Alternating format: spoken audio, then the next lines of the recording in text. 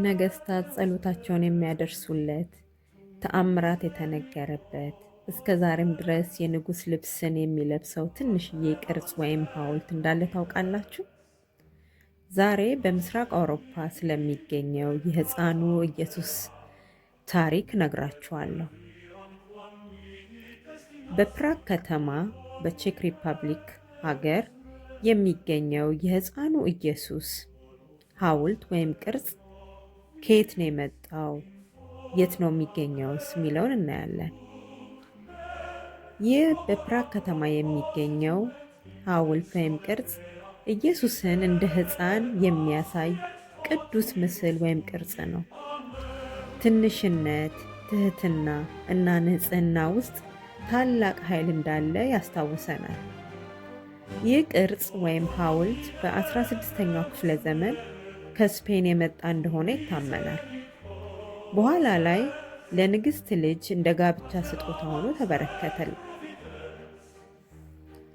ከዛም ከብዙ ጊዜያት በኋላ ለመነኮሳት በመስጠት እንዲያከብሩትና በእግዚአብሔርም እንዲታመኑ እምነታቸውም በእግዚአብሔር የጸና እንዲሆን ተናገረች። ታሪክ እንደሚነግረን ሕፃኑ ኢየሱስ ለአንድ መነኩሴ በራእይ ተገልጾለት እንዲህ አለው፣ ርኅራኄን አድርጉልኝ፣ እኔም ርኅራኄን አደርግላችኋለሁ፣ ሰላምንም እሰጣችኋለሁ። በደንብ ታምናችሁ ካከበራችሁኝ አብዝቼ ባርካችኋለሁ አለው። ሰዎችም ብዙ ተአምራት ይደረግላቸው ጀመር። ከሕመማቸው እየተፈወሱ እንደሆነና ከችግርም እየወጡ መሆኑን መመስከር ጀመሩ።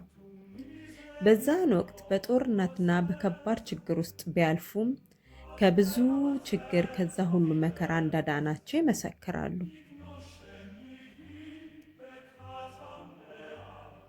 ለዚህም በተለያየ ዘመን ነገስታት የሕፃኑ ኢየሱስን ሐውልት የንጉሥ ልብሶችን፣ ዘውዶችን እያለበሱ በስጦታ መልክም እያበረከቱ ይገኛሉ።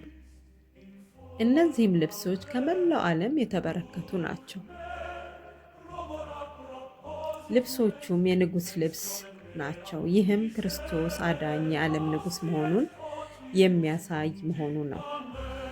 ይህም ትልቅ ትርጉም አለው። ይህ የሕፃኑ ኢየሱስ ታሪክ እኛን እንደ ሕፃን በንጹህ ልብ እግዚአብሔርን እንድንቀርበው ይጠራናል። ኃይል ሳይሆን እምነት፣ ትህትናና ተስፋን ገንዘብ እንድናደርግ እግዚአብሔር በታናሽነታችንም እንደሚሰራ ይህ ታሪክ ያስታውሰናል። የዚህን ታሪክ የሕፃኑን ኢየሱስን ታሪክ ሙሉ ታሪኩን ዩቲዩብ ቻናሌ ላይ ታገኙታላችሁ።